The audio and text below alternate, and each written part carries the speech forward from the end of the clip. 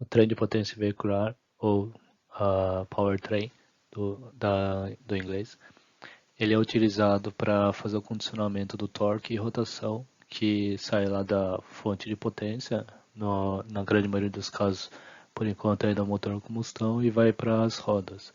E dentro desse fluxo de torque e potência, então o powertrain ele tem essa função de fazer esse condicionamento e adequar o quanto de torque e quanto de rotação que chegaria nas rodas em função então, da dinâmica veicular, em função aqui então da forma como o veículo seria utilizado, aumentando, reduzindo a velocidade, mais carga ou menos carga, o powertrain então ele deve atender essa demanda.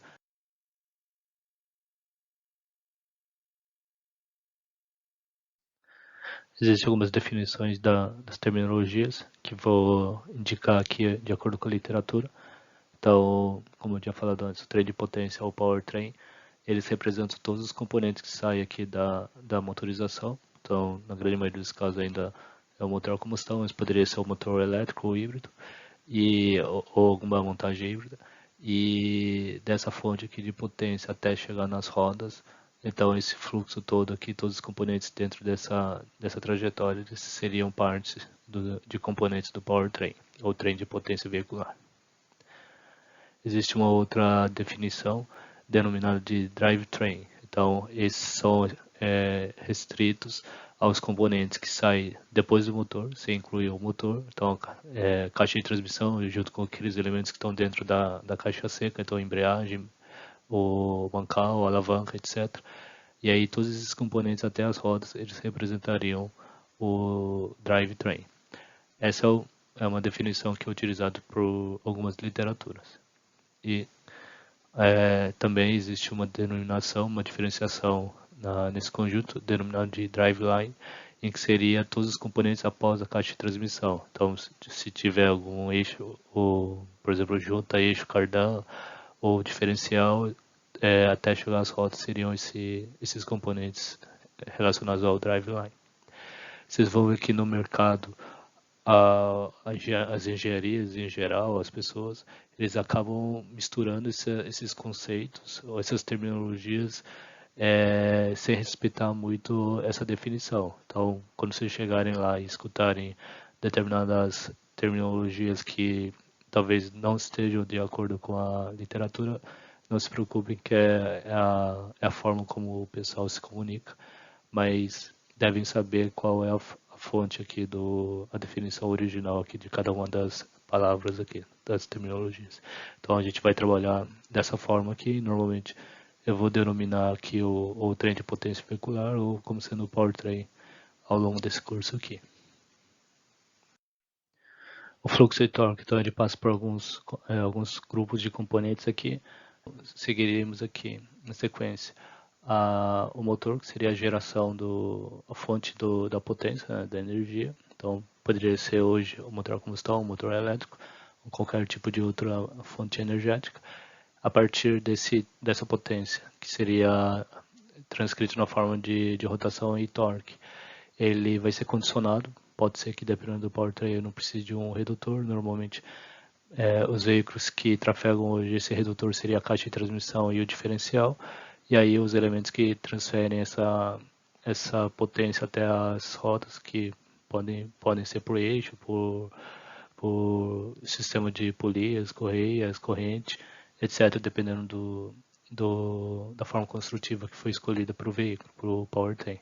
E aí no final o acionamento das rodas, onde estaria a inércia equivalente do veículo. Então, seria o veículo ele trafega de forma com grau de liberdade de translação, mas na roda então a gente reescreve ele na forma de uma resistência à rotação, que seria a inércia equivalente. Então, o fluxo de potência, motor, algum elemento de redução, de condicionamento, depois elementos de transmissão da potência e até a carga final lá na roda. Para redução, normalmente a gente vai usar então, que a gente vai ver ao longo do curso, caixas de transmissão mecânica, Existem vários tipos construtivos aqui, só para ilustrar uma delas. Então seria um sistema de engrenamento com eixos contrapostos, então são eixos paralelos e as engrenagens, dependendo do diâmetro, o raio dessas engrenagens aqui em pinhão e coroa, a gente consegue gerar diferentes relações de transmissão. Mas existem outras formas também de trabalhar com essa redução aqui. Lembrando que, só vou revisar alguns termos com vocês aqui. A redução significa que eu estou multiplicando o torque. Então, um valor lá de torque reduzido significa que ele foi amplificado, ou seja, esse produto seria maior do que 1. E aí, para a rotação, na mesma proporção, ele reduziria essa velocidade angular do eixo quando a gente aumenta o torque. Existem alguns elementos que não seguem exatamente dessa forma, mas a grande maioria, a forma construtiva mecânica, ele vai seguir essa ideia aqui. E aí depois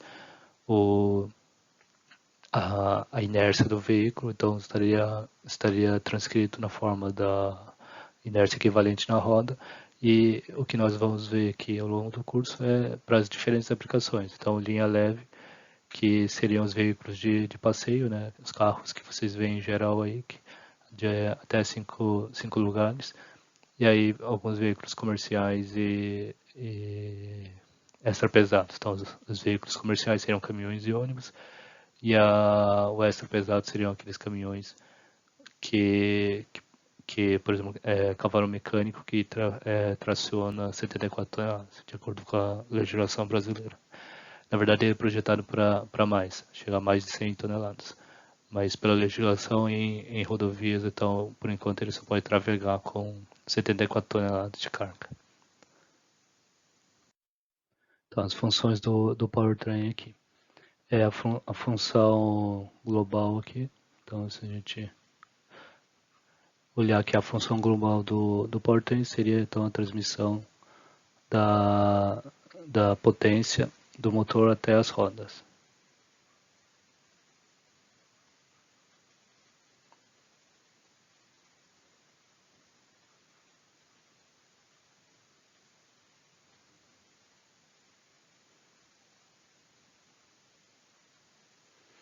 E essa transmissão de potência, né, como sendo uma função global, ele vai ter algumas funções parciais aqui que eu vou listar aqui.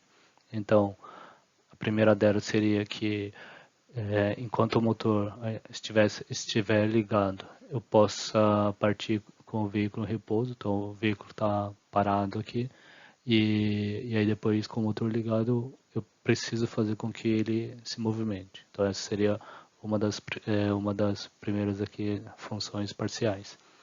Uma segunda função aqui, no momento que esse veículo ele para, eu não quero que esse motor morra, por exemplo. Então eu preciso de qualquer tipo de sistema mecânico ou não que possa desacoplar esse torque, esse fluxo de torque do motor à carga, né, às rodas, de forma que o motor continue operacional.